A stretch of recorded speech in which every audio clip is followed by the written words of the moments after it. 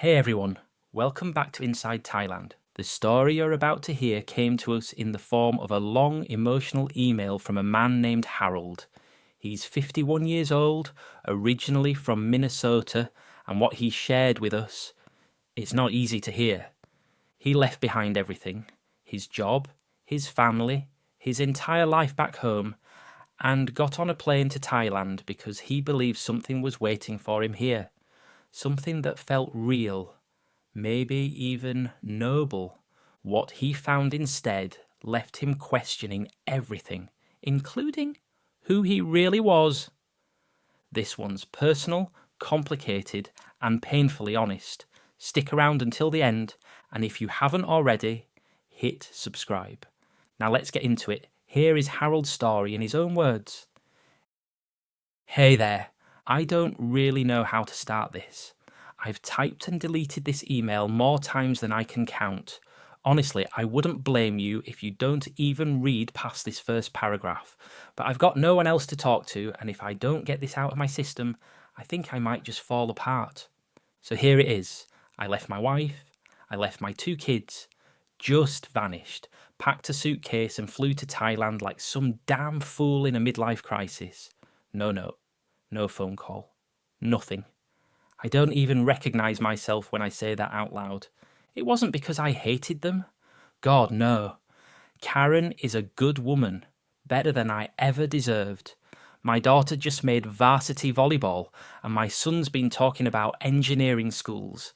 They didn't do anything wrong. They were living their lives. I just stopped feeling like I was part of it. I was 51, retired early from my IT job because my back couldn't take another year hunched over a desk.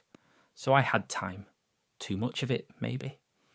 And when you're sitting alone in a quiet house with no purpose and a belly that won't stop growing, you start thinking things you shouldn't. Like maybe I missed my chance to feel alive again. What happened next? Well, it didn't come out of nowhere. A year before all this, I went on a 5-day business trip to Bangkok. It was supposed to be PowerPoints and hotel coffee, nothing more. But that's where I met her. Lalita. She was working at one of those bars on Sukhumvit. I wasn't looking for anything. I was just tagging along with some co-workers, half jet-lagged, trying to kill time. And then she smiled at me. I know how that sounds. Believe me, I do. Middle-aged guy meets young Thai woman, cue the disaster.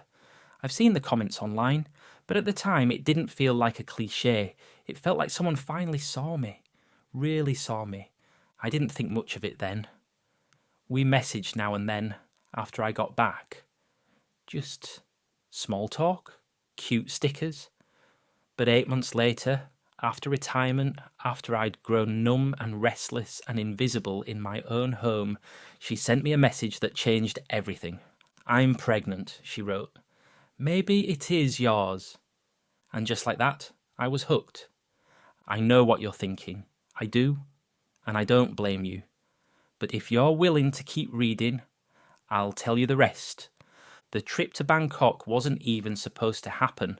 I was covering for another guy at work, Dave something, from accounting, whose wife had gotten pneumonia. So I got shuffled onto a plane with 2 days' notice and landed in Thailand in the middle of their hot season, sweat soaking through my polo shirt before I even cleared immigration. I remember feeling out of place right away. All around me were backpackers with tattoos and sandals and businessmen who looked like they belonged. I was just me. Midwestern, pudgy, tired, staring at my phone like it might give me directions to a better version of myself. The hotel was one of those high-rise glass towers with fake smiles at the front desk and overpriced mini-bathy peanuts. The conference was dull, slide decks, jargon, lukewarm buffet food. By the 3rd night, the other guys invited me out for drinks in Sukhumvit. I should have said no. Karen had always warned me about places like that, but I was tired of being good. The bar was loud, red lights, thumping music, and perfume so thick you could taste it. I felt like I'd walked into a music video from 2003. Girls in heels called out to us from booths, like they already knew our names. It felt fake, sure, but also comfortable, familiar in a weird way, like someone had built a fantasy just for guys like me. And then there was her, Lolita. She wasn't the loudest or flashiest. She didn't throw herself at me. She just walked up, touched my arm gently and said, "You look tired. You want quiet?" I don't know why that hit me so hard. Maybe it was the way she said it. Maybe it was just timing. But I nodded, and we sat in a corner where the music wasn't as loud, and she ordered me a cold beer without asking what I liked. She said she was 23, from Korat, and working to help her younger brother through school. She said I reminded her of her father, kind, gentle, good eyes. I should have seen the red flags right then. But when you're starved of attention, every compliment feels like truth. We talked for hours, about nothing really. Family, food, the heat. She laughed at my dumb jokes, touched my hand when she spoke, looked right into me like I mattered. And after my third beer, she leaned in and asked if I wanted company for the night. I didn't say yes, but I didn't say no either. I remember the hotel room being cold. Too cold. The aircon clicked every few minutes like it was warning me. She took off her heels by the door and padded barefoot across the carpet, humming something soft. I told myself it was just two lonely people finding comfort, that it wasn't cheating, that it didn't mean anything. But of course it did. She stayed the night, left early the next morning, kissed my cheek and called me Papa before the door clicked shut. I spent the rest of the week pretending it never happened. And then I went home, back to winter coats and silent dinners, back to Karen not noticing when I started sleeping on the couch, back to a life I thought I wanted, until someone gave me a glimpse of something else. She messaged me 2 days after I got back, just a smiley face and a flower emoji. I sent one back, then a sticker, then a full conversation. I didn't know it then, but that tiny bubble on my phone was about to blow my whole life apart. I kept talking to Lolita long after that trip, not every day at first, but often enough that I started waiting for her messages. I'd check my phone while Karen was in the shower, or sneak quick replies during work meetings. Just harmless stuff.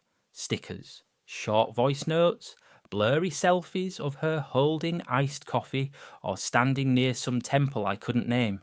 She always looked effortless. Long hair, soft smile, warm light on her cheekbones. I told myself it was innocent. She lived on the other side of the planet. What could possibly happen? Over time, the messages grew longer. She started calling me darling and papa again, and I didn't stop her. She asked if I'd come back to Thailand someday. I said maybe, thinking I'd never actually do it. But it made me feel good to say yes, like I still had some adventure left in me, like someone wanted me, even if just through a screen. The first time she asked for money, it was subtle. She said her phone screen was cracked and she couldn't afford a new one. I sent her $100 through Western Union, and she sent a voice note the next morning saying, "You so kind, I cry." It made my chest tighten. I wasn't used to being appreciated like that. I kept telling myself I wasn't being scammed. She never pushed, never demanded. She just said thank you and disappeared for a day or two, then came back even sweeter. The months drifted by. I retired early because of my back, bad discs from too many years hunched over a desk. At first I was excited, thought I'd finally get to relax, maybe take some road trips. But that wore off fast. Karen and I barely spoke. The kids had their own lives. I sat on the couch most days watching cable news, wondering if this was how the rest of my life would look. Then, one night, around 2 a.m, I got a message from Lolita. Just 5 words. I think I am pregnant. I sat up in bed like someone had poured ice water down my back. I messaged her back, asking what she meant. She replied a few minutes later, said she was scared, had been feeling sick for weeks. She sent a photo of a pregnancy test, faint pink lines, one of them barely there. I zoomed in until the pixels blurred, trying to figure out if it was real. I asked the obvious question. Are you sure it's mine? She replied, I not with other man since you. Then she said she wasn't asking for anything. She just thought I had a right to know. And that's when it started. The idea, the possibility, that maybe I had one last chance to be something more than a useless ex-husband and a dad my kids barely talk to. Maybe this was fate, handing me a do-over. Maybe I could get it right this time. I told her I wanted to help, that I'd support her. She didn't ask for money right away, said she was okay. That made me trust her even more. I told myself if she was running a game, she'd be pushing harder. But she wasn't. She was quiet, grateful. Said she just wanted to do the right thing. That the baby needed peace, not stress. So I started sending money again. Small things at first, then more. Rent, food, doctor visits. It felt good. Like I mattered again. Like I was building something real, even if it was halfway across the world. And then, about a month later, I made the decision. I didn't talk to Karen. Didn't explain a thing. I woke up before sunrise one morning, packed a suitcase, and left. No goodbye note. Just an unlocked front door and the sound of my car rolling out of the driveway while the sky was still dark. I thought I was going to be a father again. I thought I was doing something noble. I thought maybe, just maybe, this was what I'd been missing all along. Looking back, I think I was already halfway gone before I ever stepped on that plane. The truth is, things at home hadn't felt right for a long time. Karen and I stopped being a couple years ago, even if we still shared the same roof. We didn't fight, not exactly. We just faded. The only conversations we had were about bills or groceries, and with the kids getting older, there wasn't much left holding anything together. I remember one night, not long after I'd retired, we were sitting in the living room. She was scrolling through her phone. I was pretending to watch a rerun of something we'd seen before. I looked over and realised she hadn't touched me. I mean, really touched me, not just a pat on the back. In months. Maybe years? And I hadn't even noticed until then. So when Lolita messaged, when she called me my strong papa and said the baby would have my smile, it lit something up in me I didn't know I still had. Maybe it sounds pathetic. Maybe it is. But for once, I felt wanted. I felt needed. The guilt didn't hit me all at once. It crept in around the edges. I'd find myself lying awake at night, staring at the ceiling, wondering if I was doing the right thing. But then, Lolita would message, or send a voice note with soft music in the background whispering that she was scared to do this alone. She'd call me her protector. Said she prayed for me every night. And just like that, the doubt would melt away. I started pulling away from my family without even realising it. I missed my son's school concert because Lolita had a checkup that day. I skipped my daughter's volleyball game to wire money for what she said was a deposit on a bigger apartment. I began sleeping in the guest room so I could text freely at night without Karen asking questions. Karen noticed, of course. She's not stupid. She asked me once, over dinner, if something was going on. I told her I was just adjusting to retirement, that my back pain was making me irritable. She gave me a long look and went back to cutting her chicken. I don't know what she suspected. Maybe nothing? Maybe everything? I didn't give her time to find out. The morning I left, I got up early. The house was quiet. I stood in the hallway looking at the closed doors of my kids' rooms. I thought about leaving a note. I really did. But then I imagined Karen reading it, tearing it up, showing it to the kids. I couldn't face that. I couldn't face their eyes, so I didn't leave anything. Just took my bag, my passport, and the little stack of cash I'd been setting aside. I left my phone on the kitchen table and drove to the airport with the radio off, every nerve in my body buzzing like I was about to do something brave. It felt like I was running towards something. I didn't realise until much later that I was really just running away. The moment the wheels touched down at Suvarnabhumi, I felt like I'd stepped into another life. Everything was loud and humid and fast. I was sweating through my shirt before I even made it to baggage claim, but I didn't care. I kept thinking, this is it. This is the beginning. I took a cab straight to the hotel I'd booked near On Nut. It wasn't anything fancy, just a place with air conditioning and decent Wi-Fi. I figured I'd stay there for a few days before finding a longer-term apartment, something Lolita and I could share when the baby came. I imagined us walking to the market together, her hand on her belly, me carrying bags of fruit and baby stuff. I pictured myself learning Thai words for diapers and milk. The driver didn't say much. The whole ride, I just stared out the window at the motorbikes weaving through traffic and the tangled mess of wires overhead. Everything looked chaotic and alive. It felt like a place where things could still happen. A place where a man could start over. I texted Lolita as soon as I arrived, told her I was in Bangkok and couldn't wait to see her. She replied a few hours later, said she was happy I came, but wasn't feeling well, that her morning sickness was getting worse. She said the doctor told her to rest and avoid stress. She promised we'd meet in a day or two. I believed her. I told myself she was probably nervous. Maybe she thought I'd be angry or disappointed with how she looked pregnant. Maybe she was embarrassed about her apartment. I spent that first night lying on the stiff mattress, staring at the ceiling fan wobbling slightly overhead. I checked my phone every 10 minutes. She never sent another message. The next morning I went out and bought groceries for a woman who wasn't there.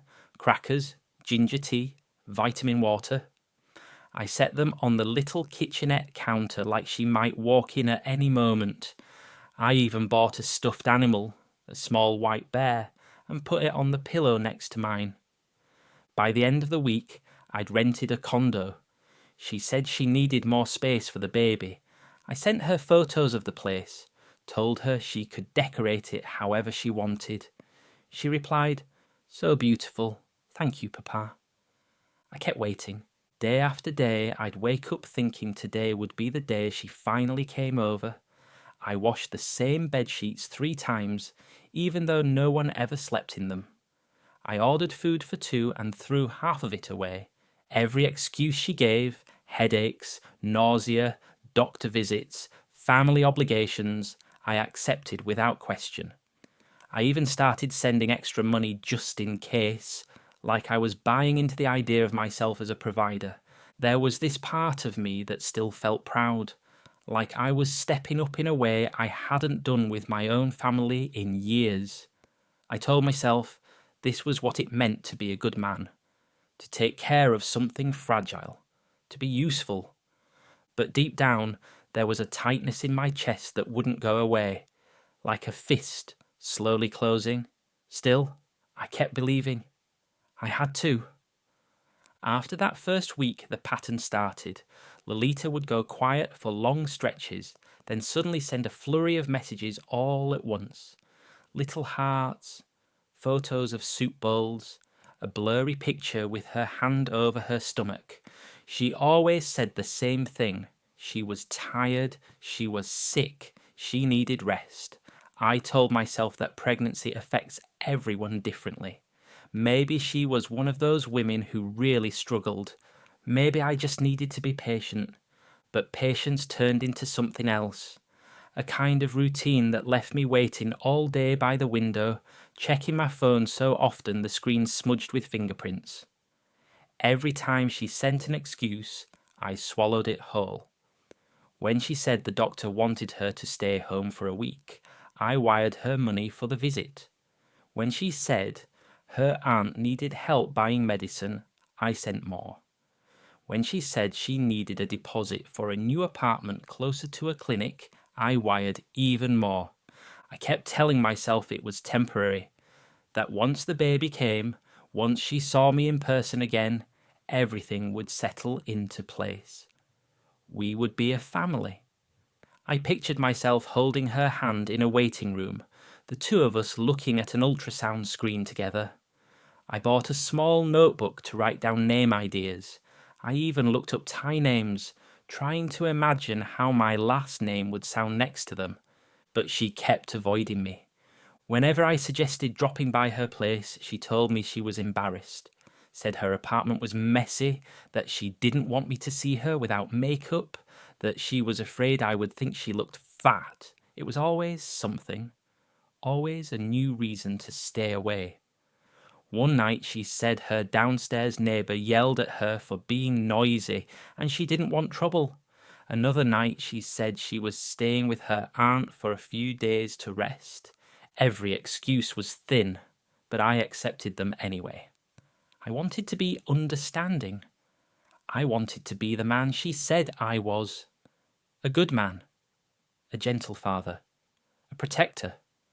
The kind of man a young woman in trouble would trust. But there were moments, small ones, when doubt crept in like a draft under a door. One night she told me she was too sick to talk, but her profile photo changed a few minutes later. Another time, she said her aunt's phone was broken so she couldn't send pictures, yet she posted a story of herself at a market wearing a new dress. I told myself it was old footage. I hoped it was. I needed it to be. The money kept flowing out of my account. Each time I sent some, I imagined it buying diapers or prenatal vitamins or baby clothes. That made it feel right. Good, even, like I was investing in something that would save me from the version of myself I had been at home. But the apartment I had rented stayed quiet, too quiet. The stuffed bear on the bed sat untouched. The groceries spoiled. The air smelled like cleaning spray and loneliness. I kept waiting for the sound of a knock on the door. I kept imagining Lolita standing there with her hands folded over her stomach, shy and grateful. I kept convincing myself that everything would make sense soon. And then one night, it hit me. Not a big moment, nothing dramatic. I was sitting on the couch eating noodles that had gone soggy, and I realised it had been 3 days since I'd heard her voice. 3 full days. I checked my messages so many times that my thumb hurt. That was the first time a real thought landed, heavy and cold. What if I wasn't helping her at all? What if I was just feeding a story? I pushed that thought away as fast as it came, because once you admit something like that, you can't ever take it back. I don't know what finally made me go. Maybe it was the silence. Maybe it was the way my stomach dropped every time I opened Line and saw no new messages. Or maybe I was just tired of feeling like a ghost in my own life again. But one morning I stood in front of the mirror, buttoned up the same shirt I'd worn on the flight over, and told myself I was going to find her. I didn't text, didn't warn her. I just opened Google Maps and typed in the name of the bar where we'd met that first night a year ago. I still remembered the pink neon sign, the narrow staircase, the way the walls had smelled faintly of beer and sugar and some kind of citrus spray. It was still there. Same music, same rotating disco lights, same plastic menus stuck to the tables. I walked in and instantly felt out of place, like a man stepping into someone else's life. A few girls looked up and smiled automatically, but none of them were her. I asked the woman behind the bar if Lalita still worked there. She tilted her head, asked, "You mean Lalita, small girl, long hair?" I nodded, and she gave a tired smile like she'd seen this before. "She not here long time," she said, wiping her hands on a rag. "She have many foreign boyfriend." I tried to laugh, like she must be mistaken. I showed her a photo on my phone, The one Lolita had sent me wearing that yellow dress with the little cartoon character on it. The bartender took one look, nodded slowly, and said, "Yes, she comes sometimes. Sit with man. Take drink." Then disappear. I asked if she was pregnant. That made the woman laugh. Not mean, but not kind either. Just flat. She shook her head and said, "No, baby. She tell that to many man. You not first." I stood there holding my phone, hand shaking, stomach twisting like I'd swallowed something rotten. I wanted to argue. I wanted to say they were wrong, that Lolita was different with me. But I couldn't get the words out. My mouth was dry. My legs felt like they weren't mine. A younger girl came over, maybe 20 or 21, and gently touched my arm. She said, "She lie. Many girl do that. You should go home." I didn't reply. I just nodded, backed out of the bar, and stumbled into the heat of the street like I'd been punched. Everything felt too bright, the traffic too loud. I walked for blocks without knowing where I was going. My shirt stuck to my back. My hands wouldn't stop sweating. And still, even then, part of me hoped it was all a misunderstanding, that there was some version of this where she'd explain it away, that she'd cry and say sorry and tell me she was scared. But deep down, I knew. I wasn't her boyfriend. I wasn't the father.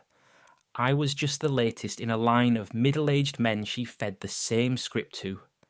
And I'd bought every word. When I got back to the condo, the sun was already going down. The lights inside were off, and the place felt colder than I remembered. I sat on the edge of the bed, staring at the stuffed bear I'd bought weeks ago, its fur already gathering dust. I didn't cry right away.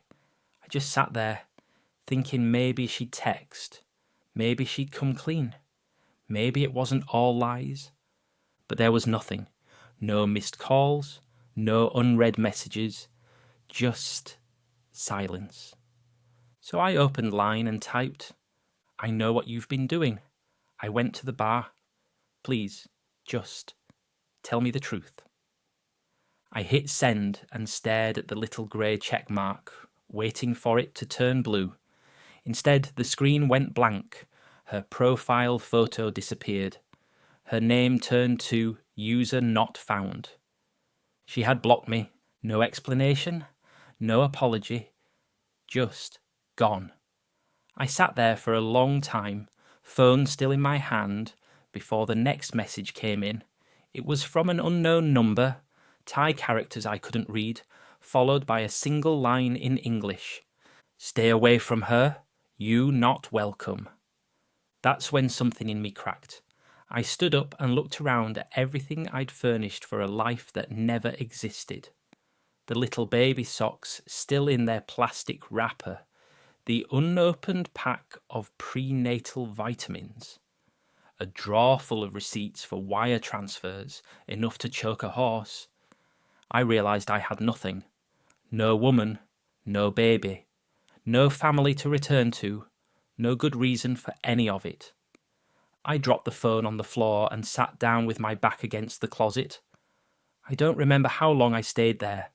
Hours, maybe.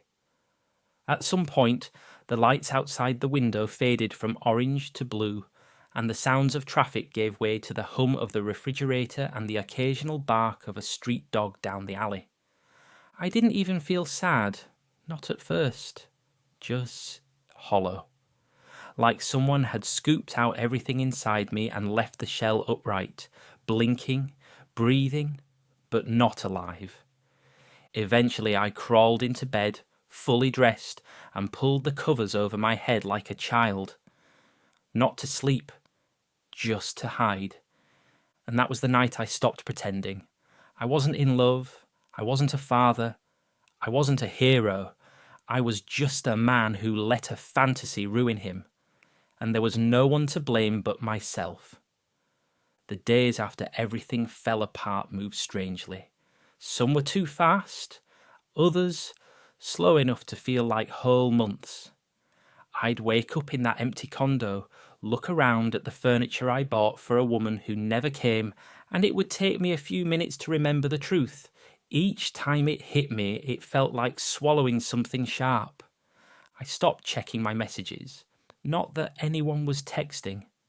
The only notifications I got were from my bank app letting me know my balance was dropping. I didn't go out unless I had to. I spent most of my time sitting on the balcony with a cheap beer, watching people walk by below.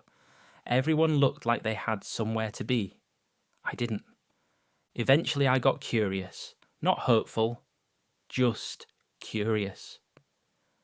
I bought a new Thai SIM card and opened Facebook on the hotel Wi-Fi. I typed in my son's name. The first thing that popped up was a set of prom photos. He was standing in front of a rented limo with his date, both of them smiling, arms wrapped around each other.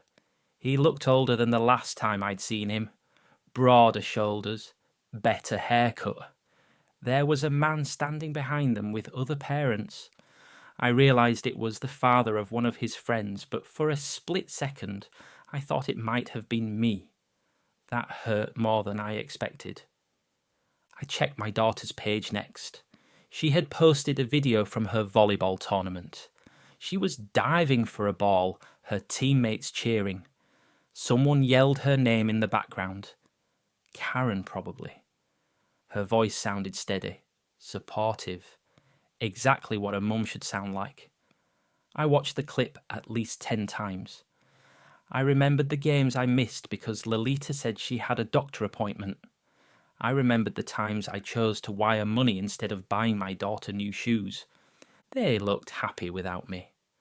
That was the part I wasn't ready for. I stared at the message button on each of their profiles for a long time. I kept imagining what I'd say. I'm sorry. I made a mistake. I thought I was doing the right thing. But every version sounded pathetic, empty, unfixable. I closed the app without typing a word.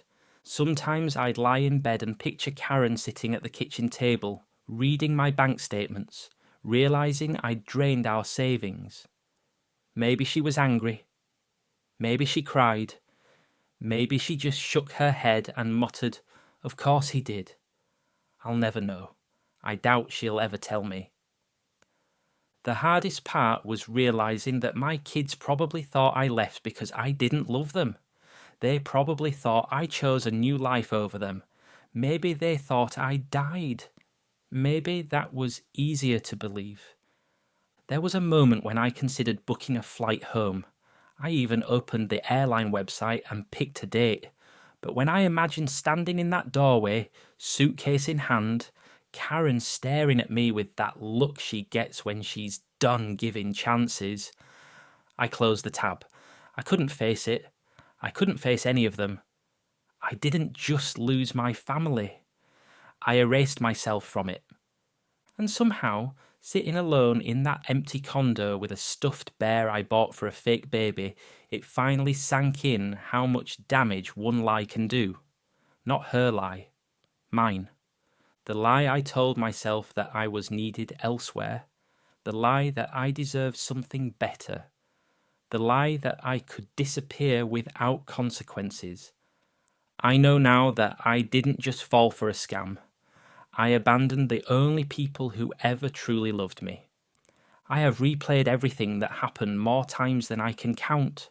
Most nights I lie awake, staring at the ceiling, wishing I could take just one morning back.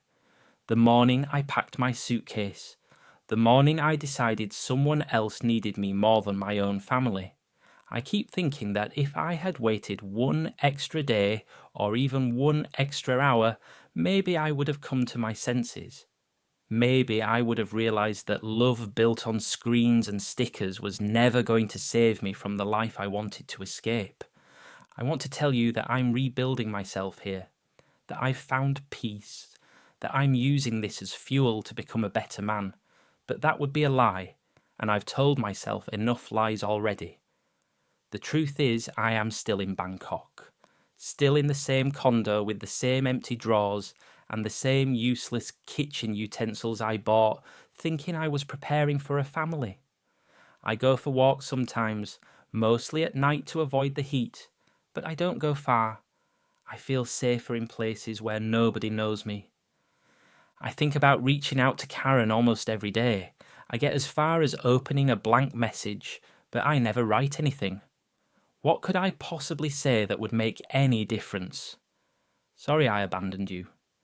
Sorry I threw away 22 years. Sorry I chose a fantasy over my children. There is no version of that message that deserves forgiveness. Maybe someday I'll find the courage to try.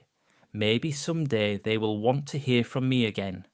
But right now, I don't have that in me. Not yet.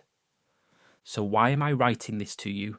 Because if even one man hears my story and stops himself before stepping onto the same path, maybe it'll mean something. Maybe it'll make all this hurt worth a little more than just punishment. I didn't get scammed because I'm stupid. I got scammed because I wanted to feel like I mattered again. I wanted to believe that a 23-year-old girl in a loud bar saw something in me that my own family didn't. I wanted to feel alive. And when you want something that badly, you stop checking the details. You stop asking questions. You stop listening to the voice in your head that tells you something is wrong. Lolita didn't ruin my life. I handed my life to her on a silver platter and begged her to take it. She just didn't refuse. If you're watching this and you're lonely or tired or feeling ignored at home, please be careful.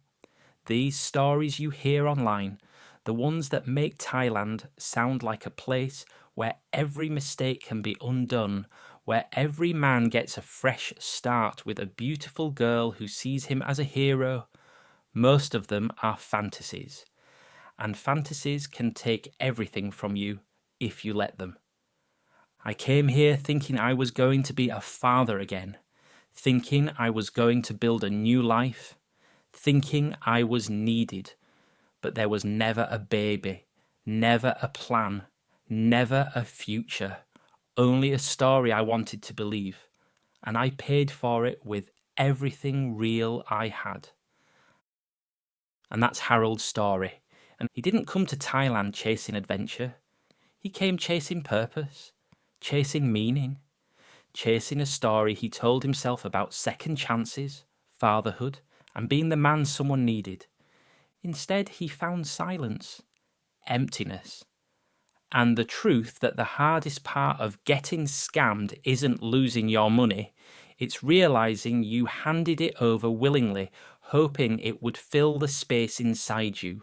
If you've seen something like this happen, or if it's happened to you, share it in the comments. You're not alone. And if you want more raw, honest stories from the expat side of life in Thailand, don't forget to like, subscribe, and hit that bell so you never miss a new one. This is Inside Thailand. See you next time.